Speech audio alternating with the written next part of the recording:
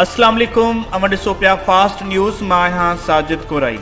खबर शामिल कंदासीं। मठियारी मत सिंध मेमून इताह जे सरबराह हाजी अब्दुल रज़ाक मेमून मठियारी मीडिया हाउस ते पहुची साफ़ी रियाज़ चांडियो सां संदसि अमन जे लाड़ाणे ते ताज़ियत कई आहे। उन मौक़े ते मीडिया सां ॻाल्हाईंदे चयो त सिंध मेमून इताह पारां मठियारी में जल्द आला मयार जी फलाही अस्पताल जो बुनियाद रखियो वेंदो जीअं लाचार माण्हुनि जी मदद करे सघिजे। हिन चयो त हीउ क़दम कंहिं बि सियासी मक़सद न पर अवामी भलाई लाइ कयो वेंदो। वधीक हिननि चयो त मठियारी ज़िले में गैस रॉयल्टी जा पियल 1 अरब रुपया फौरी तौर इलाके जे भलाई लाइ ख़र्च कया वञनि था जीअं ज़िले जा समूरा मसइला हल थी सघनि। मठियारी ज़िले अंदरि शहरनि ऐं ॻोठनि जा रस्ता अस्पताल तबाह आहिनि। उन मौक़े ते साणुसि गॾु सरदार अयाज़ मेमून, मंज़ूर अली ख़ासकेली ऐं साफ़ी हुसैन मेमून पिणु गॾु हुआ।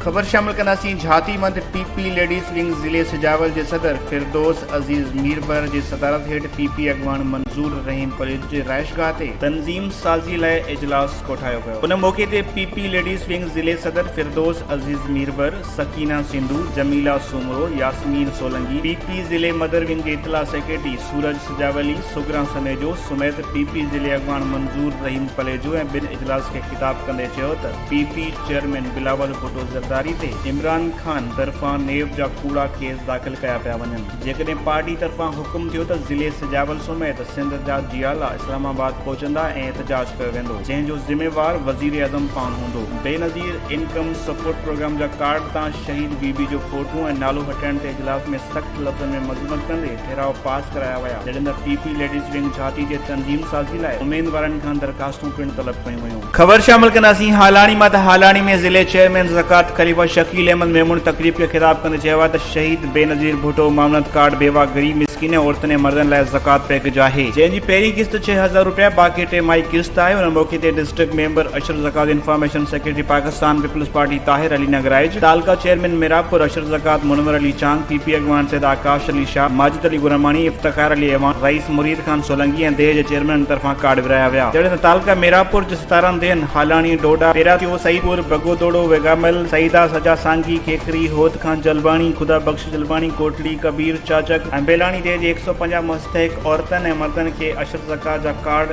जारी कया विया। वधीक ख़बरुनि ऐं अपडेट्स लाइ संगा रहो फास्ट।